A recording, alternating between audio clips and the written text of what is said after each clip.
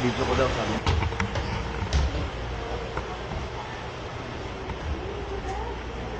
In Jesus' name, Satan, take off your hands over God's finances, being deleted.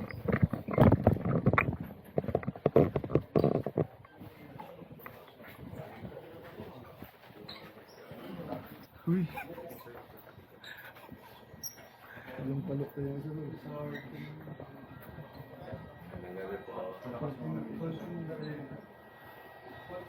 Kanino yan, sir? Kanino po yan? Sa inyo? Ito? Kayo, ikaw mismo nagdala? Ikaw? Opo. Ikaw, sir. Bakit ka nagdadala ng ganyan?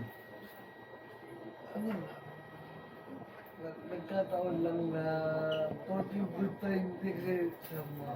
Ano?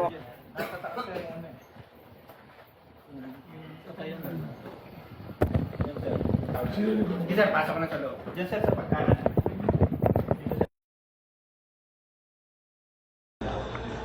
Sir, excuse me. Hey, You cannot do that. stay there, stay. You cannot do it to me. Stay there. Why? This is a raid, this is NBI. Okay, okay. You cooperate, okay? You No, cooperate. no. That's- No. You cooperate, okay? No.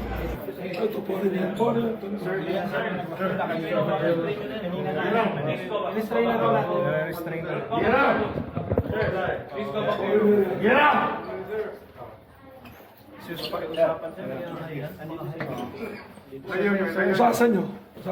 Okay.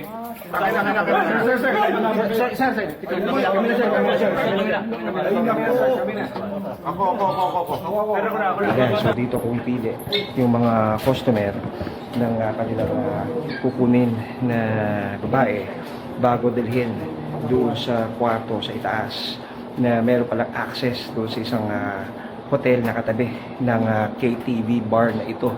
So, isa sa mga kapansin-pansin na nakita dito sa mga gamit ng umano'y bugaw na iniresto ng NBI ay itong pregnancy test na pinapagamit daw sa mga kababaihan na nasa kanyang pangangalaga.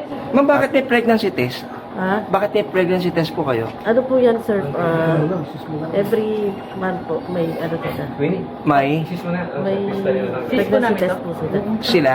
Opo. Kausap namin yung opisyal ng barangay dito. Ang akala nila, ordinaryong KTV to at matagal na to. At katunayan, tinicheck namin yung rehistro, nakalagay dito, family KTV siya. So, ang masama rito, mayroon pa kaming mga nakitaan dito na sa pribadong kwarto may dalang mga pinagbabawal na gamot. Kasama namin ng CSWD rito para i-rescue sila. No? So, tingnan namin kasi baka maaaring may mga minoridad din dito. So, ipoprocess natin at tutulungan natin sila to recover from the trauma na maaaring pinagdaanan nila dito sa lugar na ito.